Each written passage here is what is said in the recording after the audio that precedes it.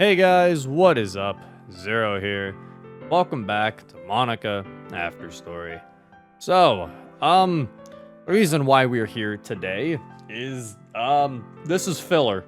No, the answer, what I mean is that, I wanted to give some DDLC content on the channel, and I was like, oh, let me record some Salvation Remake. And then I realized that I have to stream Salvation Remake tonight. And one thing I didn't want to do was force you guys to watch a YouTube video and be like, oh guys, you guys show up to the stream, I don't want you to be lost. And then you're like, Zero, what is happening? You know, and then I'm like, oh, you guys didn't watch the 40-minute video I uploaded on YouTube? Well, now you'll never know. Now you can't be a part of the stream. I don't like to do that. So I wanted to get some DDLC content, and After Story is honestly the easiest way to do that. Like, it's really just it's not like a long mod or anything. It's just a nice little short relaxation mod. We could just sit here, you know, play Uno or play Hangman. That's not what we're doing today, though, because we've done those multiple times. We're actually finally going to continue the discussions that Monika has, because I have not gotten very far in these, as far as I'm aware. So, and they've probably been adding so many of these, and so yeah, we're actually gonna let her speak. You know, for once, I'm gonna allow Monika to talk. I finally allowed her to do so. Hey Zero, have you ever heard of the Overton window? It's a political science concept that reflects the value structure of a society. Basically, all ideas of a person are viewed at a certain stage of approval by the masses. Joseph Overton learned how to dehumanize people and explained how to reshape human perception. Oh god. I'm sorry, just the word dehumanize was like, oh, but From the unacceptable, disgusting, and shameful to the normal, social, and even prestigious. This concept includes 6 stages: unthinkable, radical, acceptable, reasonable, standard, and current norm. Inside the Overton window are the ideas accepted by society. Things like patriotism, love for family, humanity, and honesty. Outside the window is everything that's disapproved, such as drug addiction, alcoholism, Nazism, tyranny, slavery, and so on. I guess Nazism. Is it Nazism or Nazism? Like, how do you say that? The most interesting thing is that the window can be moved in the direction of an idea. For example, to make the unthinkable into reasonable. Of course, this level of change is a rather difficult process. Yeah? Let's imagine that you and I want to convey to people that virtual love is normal, something that is currently considered unacceptable to society. So, society does not understand virtual love, and you would probably be considered mentally ill by a lot of people. So what can be done? For a start, it's worth starting a discussion on this topic. You can discuss this on the internet, create articles on the topic, anything to get people talking. The goal here would be to have virtual love spark discussion among people and then seep out to the masses. Society still won't agree with the idea, but would at least be interested in it and be able to discuss it more freely. Next, radical actions would be used. The most daring proponents of virtual love come out of the shadows. The number of participants in such movements would grow over time. Some of them are people with broken hearts or who feel discouraged in a relationship with a real person. Naturally, people who oppose the movement would also appear. Due to the growing popularity of new values, society is actively pressing on the new trend. At this moment, concepts are replaced. From the unacceptable, virtual love goes to radical. From here, the theme of virtual love and love for fictional characters has been discussed in society for a long time. Gradually, people get used to the existence of these views, but do not yet accept them. Scientists and sociologists write various articles and conduct research. The opinion is imposed that it's absolutely normal to love a fictional character and there's nothing terrible about it. From the radical, virtual love now goes into the acceptable. Oh my god, it's climbing up the ranks! I'm seeing life change before my very eyes! Society has already come to terms with the new vision and believes that loving a fictional character is normal, but still a little strange. A culture of virtual love is gradually developing. Films and shows are being created. Or films and shows? Oh, damn. Young people perceive new values as something fashionable. People can sit in a cafe and safely spend time with their virtual companion. From acceptable, virtual love passes into reasonable. Oh my god, it's going! I think we can stop there for today. This is getting kind of long. I could finish the story right up to current norm, but I just wanted to describe it at a basic level in order to convey an example of how it can work. Thanks for listening. That actually is interesting, and yeah, that is true. A lot of things typically start off as being like, yeah, it's like kind of weird. Like, unlike the thing she was mentioning, like alcoholism or, that stuff. Yeah, a lot of stuff first started off as like, being weird. Slowly over time, with people, introducing, more people having the opinion of being like, hey guys, I actually do this and I don't think it's that bad. And then they start explaining, why it's not that bad and stuff like that. So yeah, it's like things do eventually change over time. I can't think of any examples on the top of my head, but it's definitely the whole thing of trend, trends changing and stuff. My opinion on virtual love, though, if that is a discussion that needs to be had, I think personally it is fine as long as nobody is getting hurt. I think as long as no one, like on the outside, not involved, is being hurt, then I think it's okay. A lot of people do use, virtual love and stuff as a coping mechanism for loneliness and a lot of other things. So it's like, and I get that, and I feel like a lot of people just kind of think, oh, we just need to tell them they're weird and they'll just stop. And I'm like, I don't think that's not how it works. Like, I don't think that's not how it works. Like, the more you bully somebody or tell them not to do it, they're just gonna end up you're just pushing them further into this.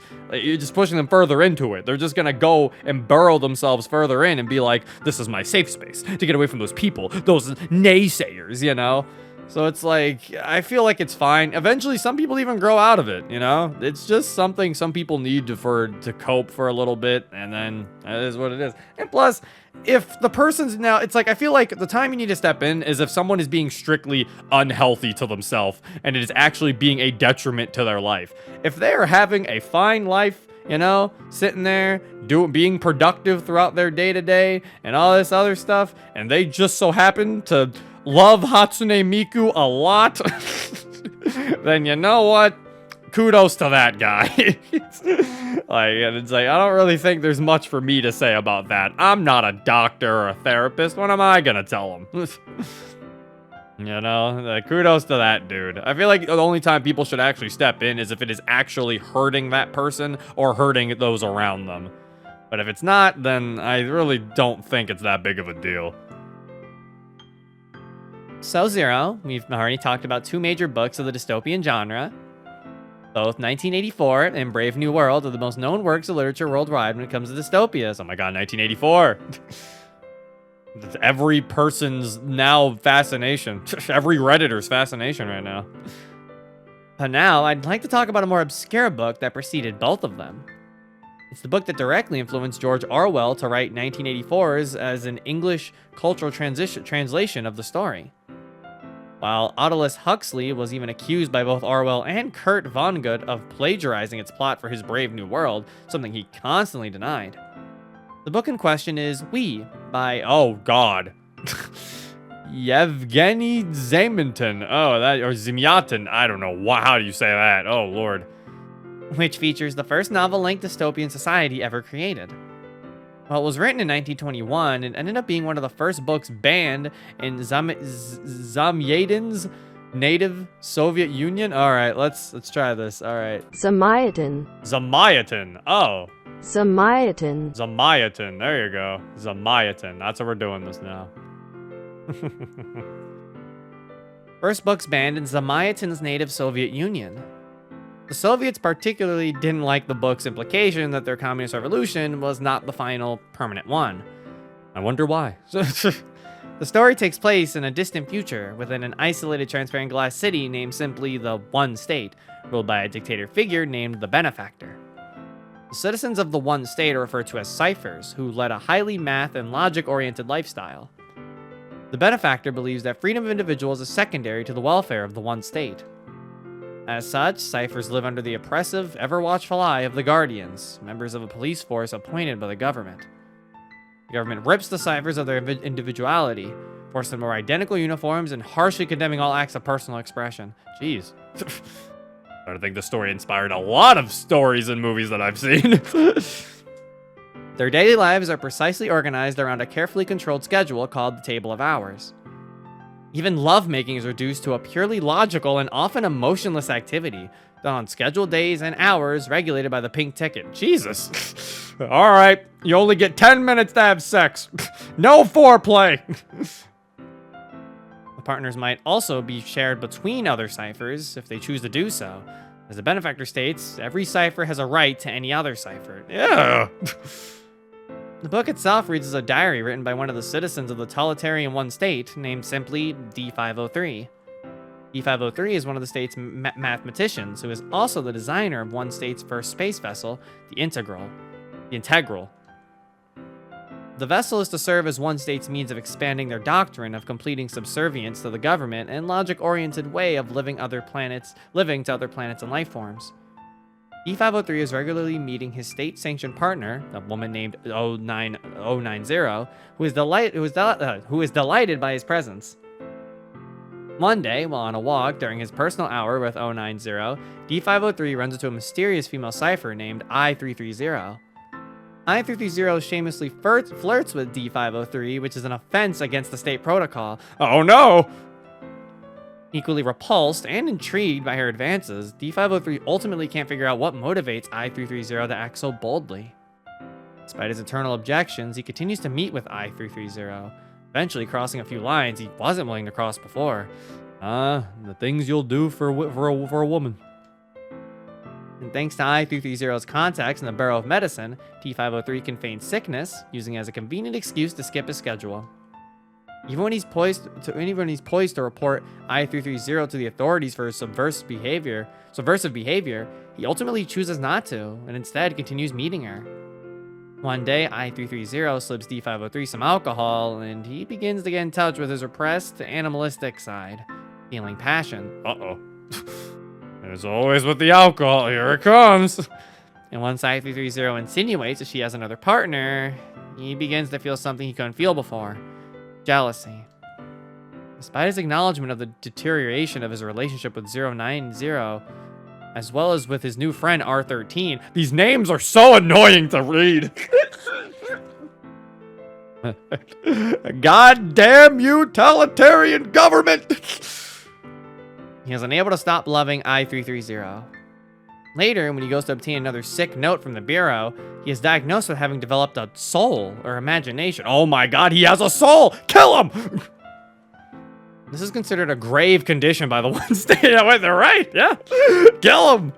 As it makes the ciphers less machine-like. Can you believe it? Possessing something as integral as our imagination, emotions, or individual personality is considered a mortal sickness. Later on, we also find out that the one state becomes capable of rendering that part of the human brain completely useless, permanently crippling the ciphers. Oh my god, how did they figure that out? This is the ultimate fate of those who at one point harbored thoughts of rebelling against the benefactor's ideal way of life. Can't imagine a crueler fate. Living completely oblivious to the world at large is another cog in the machine. I was just about to say, oh, I think you can imagine it. It's very similar to... Yeah, and there she is. She points it out. It reminds me of how I could have been if my epiphany that opened my own eyes to the truth of my world never happened. No true emotion, artificial love, nothing else but an endless routine of being a side character in a repeating dimension every time the game is played. I never would want to go back to what I was. So yeah, that is interesting that she says that, because that was always my slight interpretation of Monika's like whole situation, because I know a lot of people's ways, like a lot of fan ways of fixing Monika's problem is, oh, just make her not aware anymore of what's going on, just take away her awareness. And it's one of those things where it's like, well, yeah, obviously she would be fine with that after you do it, because, well, she can't fight back against it. Her awareness would be gone, you know? But you're not really giving her free will at that point. And I always felt like that's not really the way I think it should go. I feel like Monika should still be aware she's in a video game, but I think come to terms to accept the fact that she's in a video game, but still love, you know, the other girls and her world regardless of that. I always felt like that should be, like, the actual winning type of ending there for her. Because I feel like taking away her awareness just... it just kind of feels like brainwashing at that point. Like, it's something where it's like, oh, this person wouldn't mind if we just, this person wouldn't mind if we just erase his memory of him being angry about it. Like, yeah, well, yeah, because he can't give you his opinion anymore because he doesn't know. It's like, I feel like if a story does want Monika to lose her awareness, I feel like it has to be her decision, It has to be her decision to get rid of her awareness. And even then, I don't think she would ever make that decision. With the way that she talks in Act 3, she talks about how she likes that she knows that this is real, even if it is scary. I think she mentions it being scary a few times. But it's like, I feel like even if it is scary, she likes at least knowing the truth now. And I feel like that is something that's why I never really agree with, Monika. A good ending for Monika is just stripping it away from her, with no choice of her own. Like, I feel like if you're gonna do that, I feel like she has to choose for it to be a nice ending. But yeah, I don't know. Or, I always like the other endings where all of them become aware, because then it's just funny. Then it's just nice, because then they don't feel lonely anymore. You fix Monika feeling lonely because now they're all aware they're in a game together, so the loneliness kind of goes away. It's nice. All right, but no, that book, Monika was getting me into that book though. I kind of want to read that now. I was kind of getting into that story. I kind of want to read that. Anyway, we'll probably do one more convo, and Have you ever been scammed, Zero? What? Yes! This game said there was NSFW season. Have you ever been scammed? Well, Monika, do you know what game you're from? I basically was scammed. When you really think about it, even if it was free, still got scammed, Monika. It was a horror game. I hope you've never had to go through something like that, but if you have, I wouldn't be that shocked. Not that uncommon, after all. I mean, actually, to be fair, she's saying scammed and not tricked. I think scammed is a definition for actually losing out on your money. I think you can only be scammed if money's involved, while being tricked is just being tricked. That is like no monetary value, I think, it doesn't have to be involved. Whereas, yeah, I think scamming, there has to be some sort of money in that whole situation. It's something that's more and more prevalent nowadays, especially online. It really is the worst when it happens. Not only do you lose money, but most of the time, you can't even fight back. It makes you feel like it's your fault for being had, too. A lot of victims start hating themselves for being naive or feel like they're idiots. But really, they shouldn't be so hard on themselves. Getting scammed is something that can happen to anyone. That is true. Some scams are, it's like, some scams, they're really easy and obvious to tell, If you get an email saying, hey, your shipment is ready, and you know damn well you didn't order anything, yeah, probably shouldn't fall for that. So some scams are easy. Some of them are actually decently hard to figure out their scams, to be honest. Like, there's a few I think I almost fell into a few times, and then I think, like, the last second I'd look at the URL and be like, wait a minute. Why is there just a bunch of random letters there? That's not what the website is. It's like for every, like, 3 really dumb and easy scams, there's always one that's, like, actually kind of tricky. People who do it take advantage of the goodwill of their victims and exploit natural human reaction. That's why it can feel so gut-wrenching. You placed your trust in others and were betrayed. Yeah, you're basically being betrayed for being a good person. For being a trusting person. How dare you? You should have been more cynical. If this ever happens to you, don't feel bad. I'll be here for you. Falling for a scam does not mean you're stupid, or a loser, or anything else. It just means you've been preyed upon by someone with no morals. If you don't have a way to get back at your scammer, the best thing you can do is let go. Don't blame yourself for it. Focus on what you can do going forward instead. And please, Zero, don't stop believing in people because of a few bad apples that took advantage of you. Well, you don't have to tell me that. I do feel like that is just a good lesson in general, though. Yeah, like, don't, as I mentioned about being cynical, don't become fully cynical just because a few people aren't the best in the world. I feel like that can go for a lot of things, honestly. But yeah, scammers, too. If you ever get scammed, don't feel bad, That Nigerian prince could have been messaging anybody.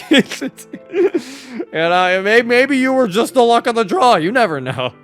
But in all seriousness, yeah, it does suck. For every, like I said, for every 3 scams that are kind of easy, there's always that one that you kind of have to be like, hold up.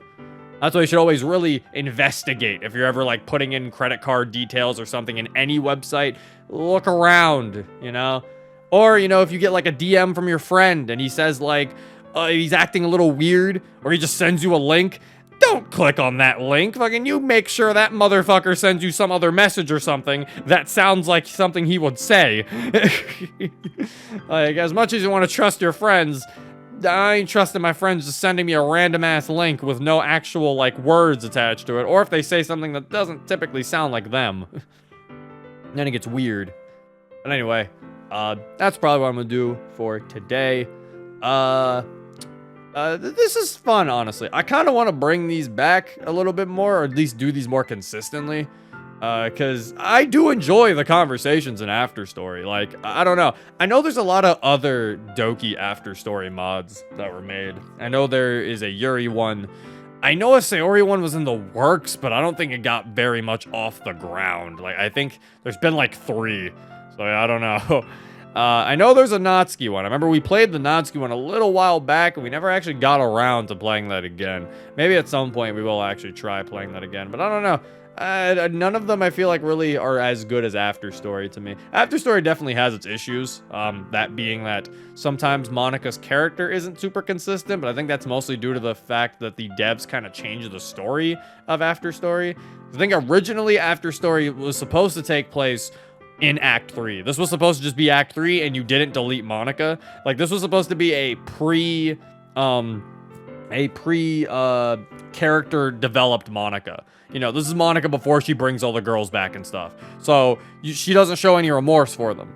But then, eventually, they changed the intro to After Story to be after you deleted her. You know, then, like, that's the intro I think it has now, where she's, like, crying, and she's like, wait, what? Like, she's, like, confused. She's like, you brought me back? You know, now it's supposed to take place after you delete her.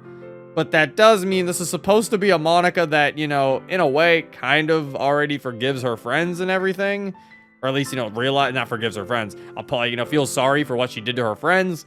But I don't think all the conversations have been changed to reflect this. Also, I actually don't know where this takes place when we bring her back. I don't even know if it takes place in after Act 4, or if it just takes place after Act 3 after we delete her. And we just, you know, bring her back before she can say anything. But then, no, that wouldn't make any sense, because the way it starts, she's, like, confused. So that wouldn't make any sense. Because she talks to you after you delete her. So it would have to be after Act 4, then. I'm pretty sure. Or at least, no, because Monika deletes the world. So, yeah, no, it would have to be after Act 4. I don't know. I haven't seen any of the new conversations, really, that where if she does mention the girls in a better light. But basically, I do think she would have a better opinion of them, I think, right? You know, like, if this were to take place with the way it goes now. So, it does feel like a lot of the topics need to be updated. But that's really my only main gripe with After Story. Everything else about it's pretty cool. I do find it funny when some people's complaints about it, though, is it's so boring. And I'm just like, well, you're not supposed to sit here and play it for hours. Like, After Story is supposed to just be like a little casual thing. You play for a little bit and then you stop. Like, you're not supposed to sit here and it's not like an actual game. You're not supposed to you're not supposed to sit here and actually get a bunch of mileage out of it in one sitting. Like, you're supposed to just play it for a bit, turn it on, and then you're done. You know? It's like a Tamagotchi. Open up your Monika, say I love you, and then, you know, talk to her for a little bit, and then you close it. Anyway, that is it for this episode. Hope you guys enjoyed. If you want to download this mod for yourself, the link will be in the description below. This has been Zero. Peace.